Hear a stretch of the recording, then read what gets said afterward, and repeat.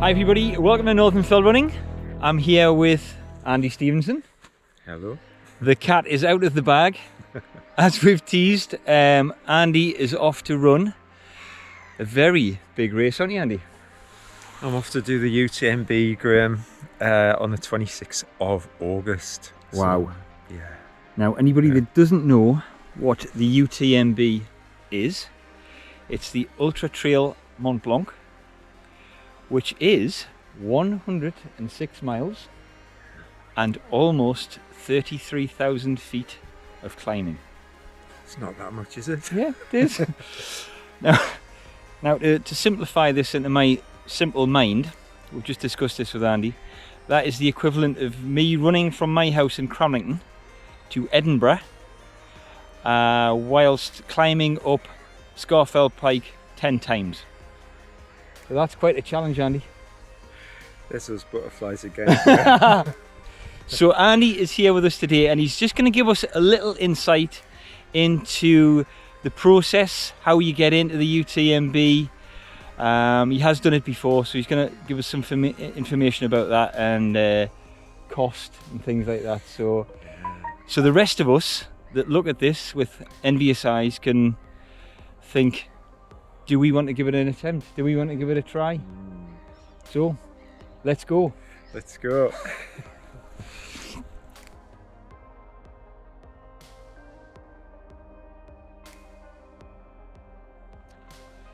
So we're just asking Andy some relevant questions, nothing particularly in order. We've just been discussing the entry process. So Andy, if you'd like to tell us about the entry stones. Right, so it's changed. It's just changed recently to this running stones system, and I think I'm right in saying that one of the only ways that you can get the running stones are by doing UTMB accredited races. So a couple of weeks ago there was a race in Snowdon called the Ultra Trail Snowdonia, and you would get running stones for completing that. It was a variety of distances and they did it around the themes of the races that are there for the UTMB series. So there was, unfortunately cancelled because of poor weather, but there was a 165 kilometre one which would be the equivalent of doing UTMB. Now I think I'm right in saying you got 4 running stones for completing that, and then it went down in sequence after that, 3, 2 and 1 depending on the distance. And how many stones do you need for the UTMB? So it's more about the more stones you have, the more chances you get in the lottery, Graham. So say for instance you completed that 165 kilometre race UTS, or you did any of the UTMB series races around the world, then the more stones you accumulate, the more chances you have in the lottery. But my understanding is you still have to enter the lottery. And so even though, we've just discussed this, even though you will enter a race and gain the stones needed, that's still not a guaranteed entry. You still have to enter the lottery. You still have to enter the lottery is my understanding, yeah. Unless you're an elite runner. Right. And you have... Is that how you got in, Andy? Thanks. I wish. So how many stones did you acquire? Well, there's the story, you see. There's a little additional story to this, if you'll indulge us. It is, I have entered, this is the 4th time I've entered UTMB. I have DNF'd or did not or failed to complete on 3 previous occasions. So this is my 4th chance and big chance. But I managed to sneak in ahead of the Racing Stones situation that exists now. And what happened was I entered the lottery in 2019. You have to pay at the end of the lottery? Yeah, you do, but you get your fee back if you're not successful. Okay. Or on this occasion, what happened was I didn't get a place. And what they did was they offered me a space in the TDS as well, which is one of the other UTMB series of races held over the same week. Then what happened was COVID occurred. So they cancelled those races that year, which must have been 2020. And then the following year, what happened was I got the chance to enter UTMB lottery again because so many races had been cancelled because of COVID. They took all my original races from the previous time, knowing that people couldn't gain what was points then to get UTMB. So without getting too technical about it, I didn't get in one lottery chance. Then the second year it was cancelled, so that counted as me being withdrawn my entry. And then in the old system, if you got turned down twice, you got an automatic entry into the UTMB on your third bash. Right. So that's how I got in. So something for me, it feels like it was meant to be. So I escaped the whole racing stones thing, and managed to get in on a not on a technicality, but yeah, in some ways COVID helped. Thanks, COVID. Yeah. Okay, thank you.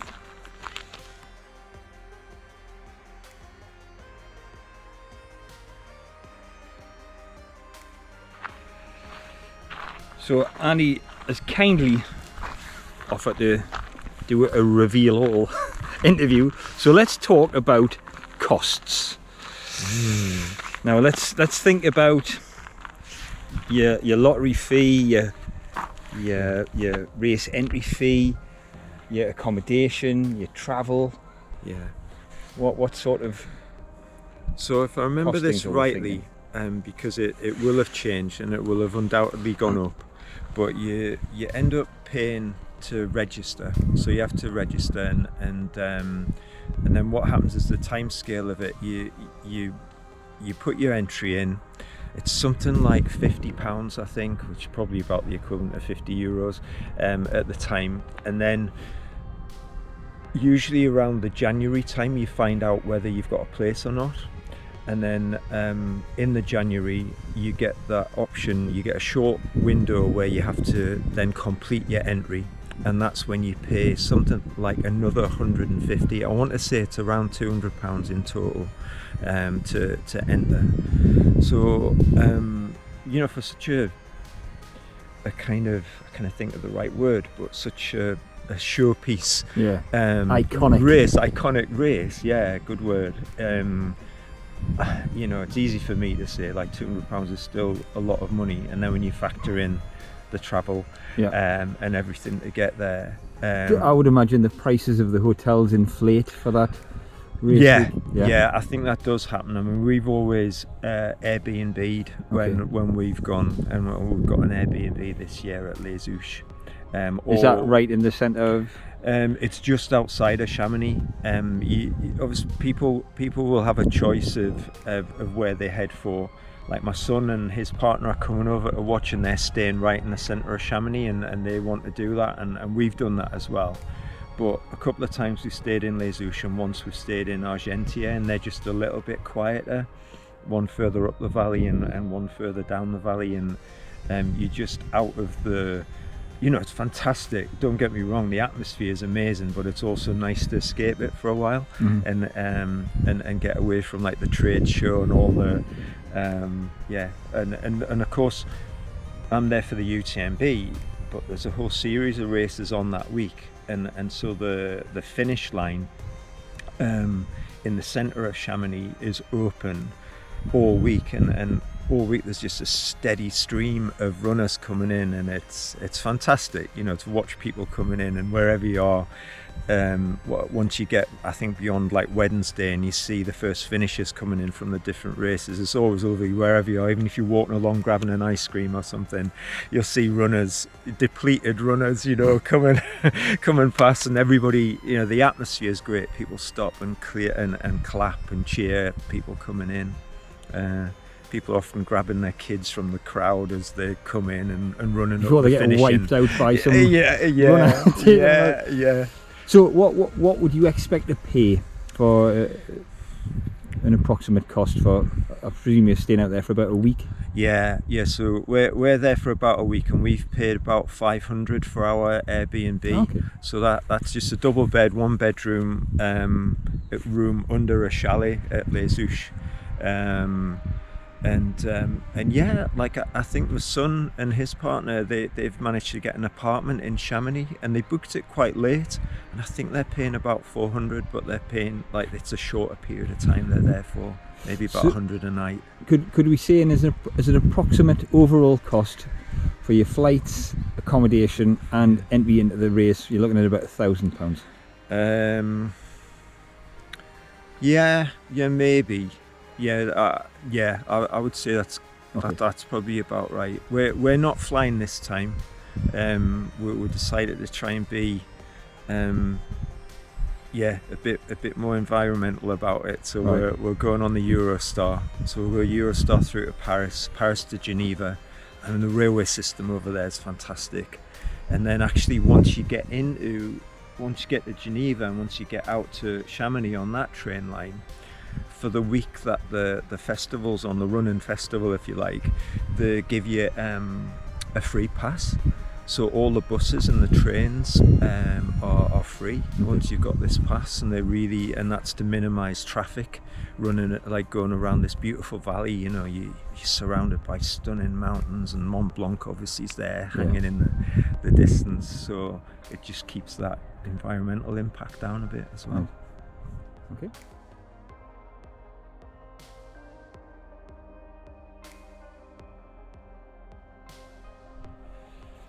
By the way, everybody, today we're at Druridge Bay. Just thought we'd come somewhere nice to have a chat, show off our local Northumbrian beauty spots. So Andy, you've mentioned that you've done UTMB 3 times before. I have. I know that this is going to be your 4th and final attempt. Yeah. So I know it's really important for you to try and finish it, and just briefly tell us about your 3 other attempts. Okay. How far did you get, and what happened? Okay, so journey starts in 2015, and got out there for a whole family holiday. Got 3 children, 3 young people at the time, and my wife Lynn, and basically even for the locals, they were saying it was unseasonably hot. They were talking about 30-degree temperatures, and speaking as somebody who lives in the north of England, don't experience those temperatures very much, and that really, really depleted me. I got to the point where I was struggling to take in liquid and food, but I got to about the 80-mile mark, and I emerged out onto this roadside, and without being too gross, just found myself dry retching into a bush, and that's gross. And that was the end. That was the end for me. I just couldn't. I couldn't take on any food or liquid, and obviously, if you're not taking in liquid, it's 30 degrees. You're 80 miles in. That was the end of my attempt in 2015. Fast forward to 2018, and my wife and I had gone over to the Lake District. This is all relevant. Just going to meet some friends at Stonethwaite in the Lake District for a gathering, and as we do, we've got time to have a quick scramble up on Shepherd's Crag and in lakes in Borrowdale, and set off up there. Cut a very long story short, we were up scrambling, and I dislodged a boulder, which had then dislodged other boulders. At first I was more focused on my fingers, because one of the boulders landed on my hand and did some significant damage to my fingers, but it also dealt a glancing blow to my left knee, which I didn't think so much about, with the adrenaline pumping and blood pumping. But what then resulted in was, about 3 weeks before I was due to go out to UTMB, my knee seized up, and I literally had to walk with sticks prior to the UTMB starting. Again, went out there, family holiday, no deferral process. It was all paid for, accommodation. I thought, well, at least I'll start and I'll give it a go. And I got as far as a place called Les Chapieux, which was about a marathon's distance in, probably about 50k. and yeah, that was the end of my race. I got timed out by about 10 minutes, 50k in, but to not being able to walk 3 weeks before and then to run a marathon, that was the end of that one. And then this is possibly the most tragic one, and the one which really made me want to go back. But again, fast forward to 20, gosh, what would it be? 2018?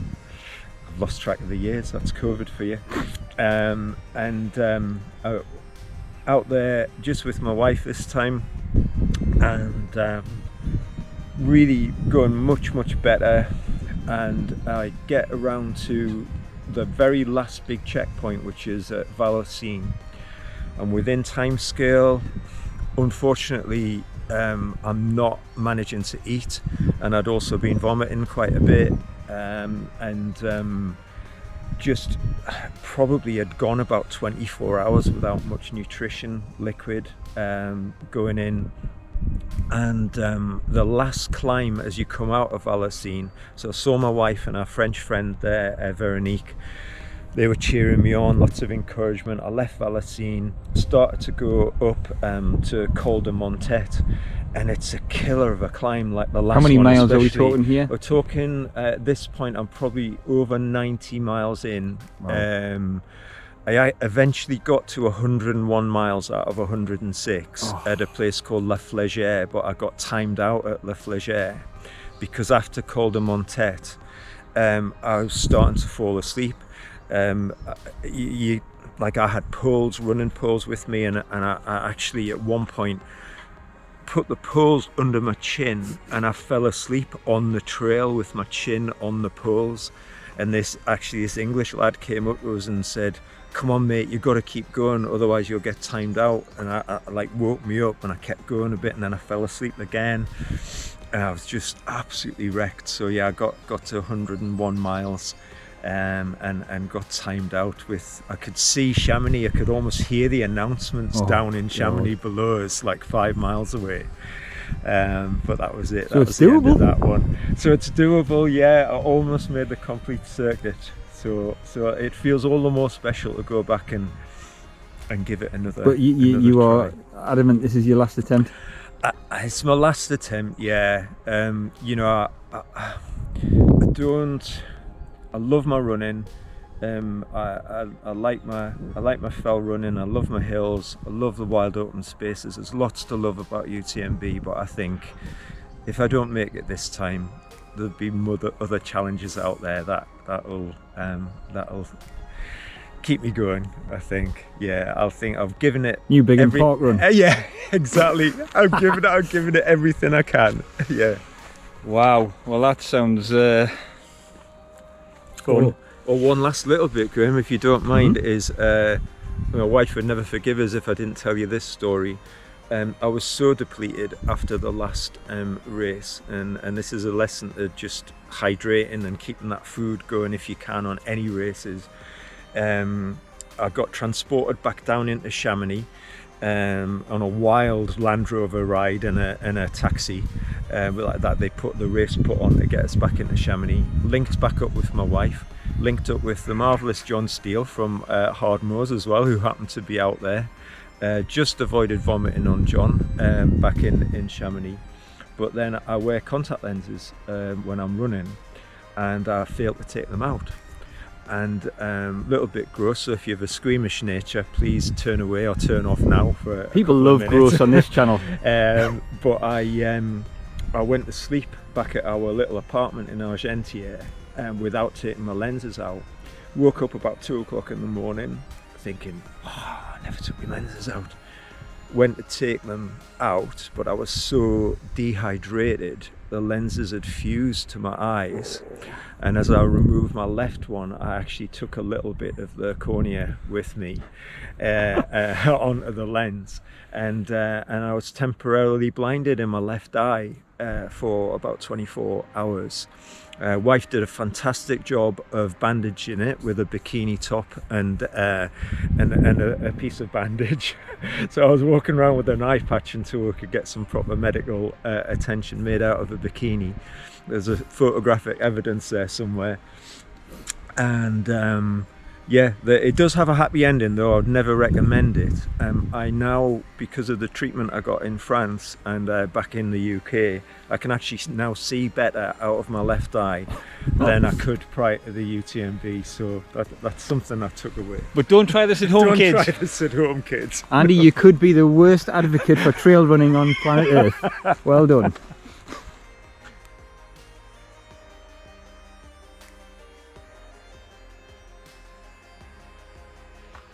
So Andy is obviously local to me up here in Northumberland, and he's a member of Northumberland Fell Runners, which has the same acronym as my YouTube channel, NFR. Apologies for any confusion caused, not my intention. But Andy, would you like to give the guys a bit of a shout out before you do this? Definitely to both NFRs. Yeah, love me fell running. Been really nice joining Northumberland Fell Runners, but also just getting to know the crowd from the other NFR as well.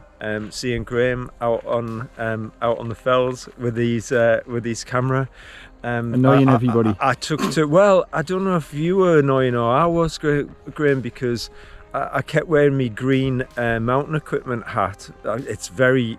That's how we got to know each other, taking the mick out your hat. And I thought, well, if I keep wearing this, I'm going to be able to spot myself on Graham's films. Yeah. So no, it's lovely. And I was telling Graham earlier, I've ran alongside Lee until he left me for dead on one of Glenn McWilliams' races as well, which are absolutely Don't class. big up Lee, man. Don't big up Lee. Yeah, so like I can only say, for both NFRs, really lovely atmosphere, great people, totally would recommend. I would recommend Glenn's races to anybody, but also just the gatherings and the chat. We've got a great before local and scene, after, haven't a really great local scene, yeah. And I'll be taking that with us into the Alps, including an NFR t-shirt as well. Yeah, what can I say? Money can't buy, yeah. and he's got one. I got one. Well, Andy, can I just say, thank you so much for doing this. Oh, mate, it's and a you know, pleasure. I set this silly little channel up, you know, a year ago, and here I am. You're going to be standing on the start line of the UTMB wearing one of our t-shirts. It's just, yeah, awesome. Thank you, Graham. Thanks for the opportunity, and so people know, Graham's lending me a camera to do it. He's been ever so encouraging, and I really appreciate it, and I'll try and do justice. I'm a complete amateur, so bear with us, but I'll try and do it justice when I'm out there, both the race and capturing it as well. Well, it doesn't matter what happens, you know, just do your best, and yeah, we'll be super proud of you, whatever happens. So thank you. best of luck. Thank you. Thanks, everyone.